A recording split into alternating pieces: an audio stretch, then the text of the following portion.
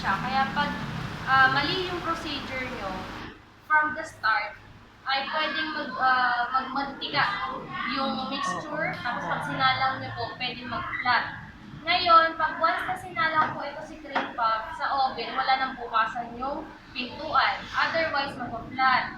Kasi si cream puff po ay hollow yung loob niya. Parang ano siya, shell talaga. So si pastry cream, yun po yung magiging filling natin sa loob. Kaya ang sabi ko po, kailangan ano nyo muna, panoorin nyo muna yung procedure. So sa showcase po, sa paggawa ng churros, parehas lang po yung procedure ng cream base at ng churros. So ganun po yung ano niya. So butter, so pwede po yan na nakaano na po yan. Ano ito? I-cut na lang po siya ng maliliit para madali siyang matunaw. Then water. Kung may ano po siya, unsalted, lalagay niyo na po yung salt dito. Okay? So, pakulo na natin po siya. Once na kumulo po siya, that's the time na lalagay natin yung flour, tas vigorous yung pagkakamix nyo. So, magiging dough po siya. Ang palatandaan nyo na okay na po siya, once na nag-form siya ng parang elephant skin dito at hindi na po siya tumitikit sa size ng pan. Okay? Then, after po nun, that's the time na ita-transfer nyo sa another bowl, ilalagay nyo na ngayon 1 at a time of egg. Tapos sa kanin siya, ipa-pipe then bake. So sabay-sabay po kayo magsasalang kasi pag once na pabukas-bukas, kawawa yung naunang nasalang, babaksak agad yung mixture. Okay? So pakuluan natin po ito.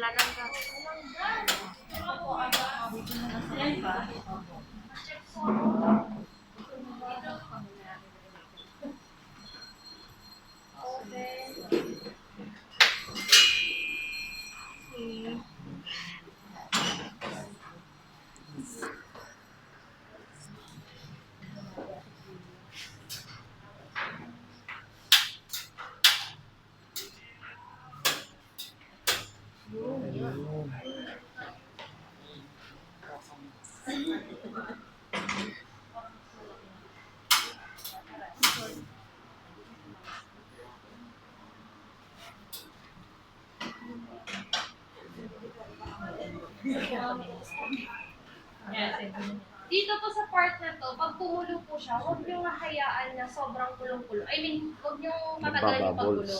Kasi once na tumagal yung pagkulo niya, nag-evaporate agad yung water. Tapos, pag nilagay nyo agad po yung flour, nagmamantika na siya. Kaya, pag nag-melt na po agad yung butter, tapos tumulo na, tagilan nyo na po siya, or tanggalin nyo na siya sa apoy. So, dito na po magkasama dyan yung water, unsalted butter, saka salt. Kung walang salt, okay lang din naman. Kapag yung butter, salted, Pwedeng tanggalin nyo na yung salt dun sa recipe.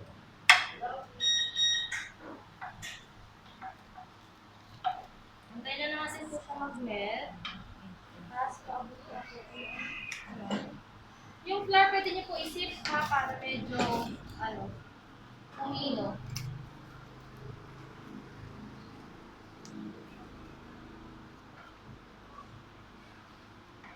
So yan, bale yung just enough heat, just enough to melt the... The butter, and also mag-boil. may konting boil siya. Opo.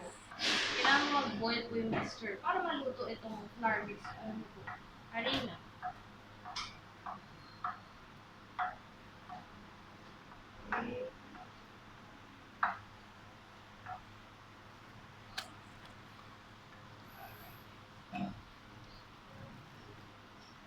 So, pag gagawa natin ng shell, mamaya pa tayo gagawa ng habang binibake na po, that's the time na gagawa kayo ng pastry cream. Yung sa pastry cream, madali lang naman siya. Ang problema lang, madali siyang masulog.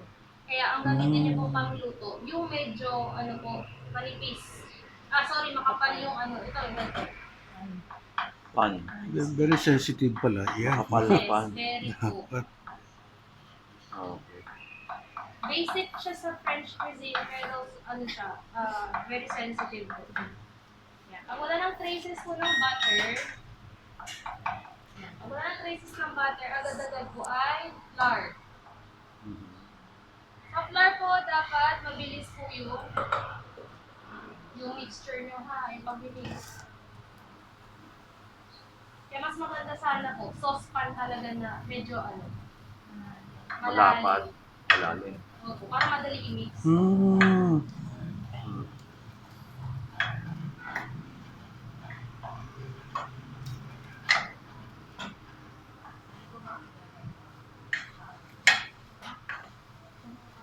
Mami, yung kapag ganyan talaga, yung level niya.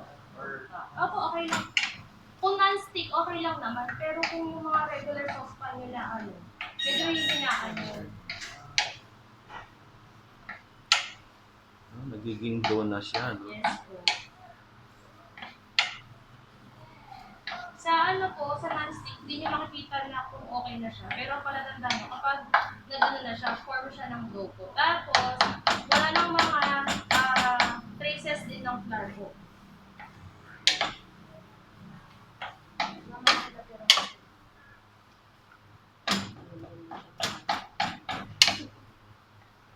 Basta hindi na lang po ako ng medyo medium na bowl. Ayan. Tapos, mas malaki pa. Ayan. Tapos, ganyan na po siya. Magiging ganyan siya. Parang Then, itlog. transfer to another bowl. Tasin po ha.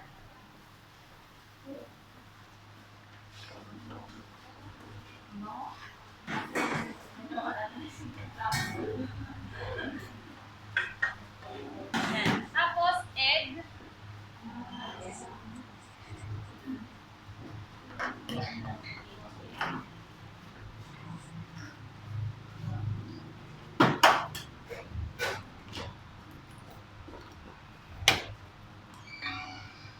Kahit mainit, okay lang po.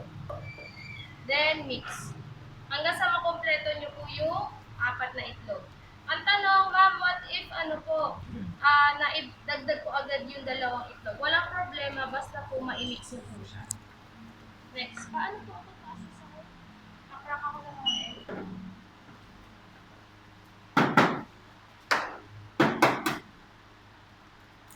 Ay! Hirap na walang sharp. May sharp.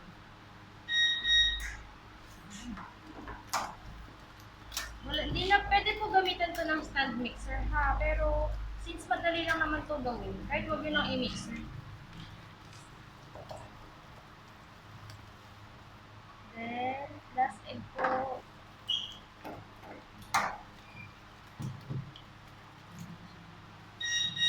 Parang mashed potato, no?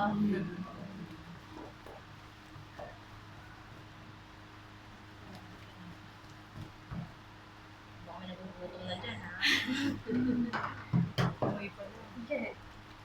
Kaya yung ko nito, yung lasa niya medyo eggy. Kasi madami siyang itlog talaga. Kahit yung pastry cream, medyo eggy siya kasi mas maraming itlog. Although meron kayo may encounter na pastry cream sa market na nagtitinda ng cream puff na medyo milky. Which is Papa Beards, nasa siya, Aura. Aura or Mocha yata. pag ganun, no, mas maraming Beard milk. Papas pala. Mas maraming milk niya at Oo.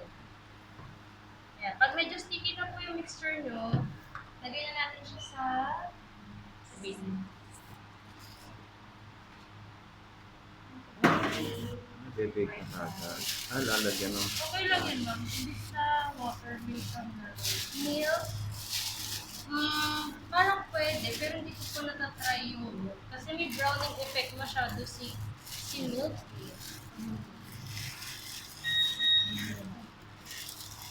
Pero you can experiment po kung pwedeng milk. Pero usually, ang mga nakikita ko lang is water. Yan. Kaya naman po ako ng baking mo.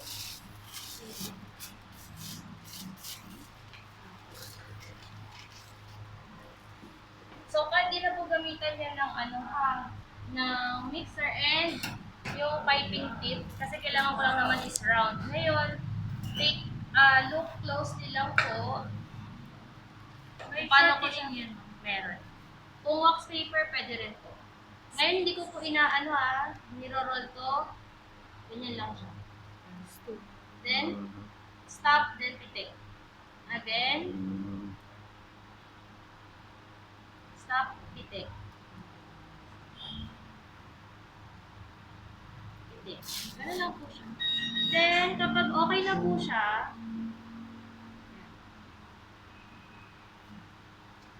I-realize ko ba yun? hindi na, diretso ko na to bibig. Mabilis pala siyang gawin. Mabilis lang po ito, pero pag mali yung procedure nyo, Hindi siya bibilog. kapal pa kayo dito. Kasi kinakabahan ako lagi kung ano siya. Suki ako sa kapal pa ano talaga. Ayan, ngayon, kapag may mga, yung pinaka-tip niya, parang medyo may may tusok-tusok, kuha kayo ng water, tapos yun yung pang-smoothen nyo, para hindi masunog. Okay? Sige, ganun lang po, then pwede nyo na gawin. Bake for po siya, kahit mag-alarm po ng 20 minutes, sabihan nyo ako kasi kahit light brown, pwede rin siya pwede buksan yung oven. Ha? Go.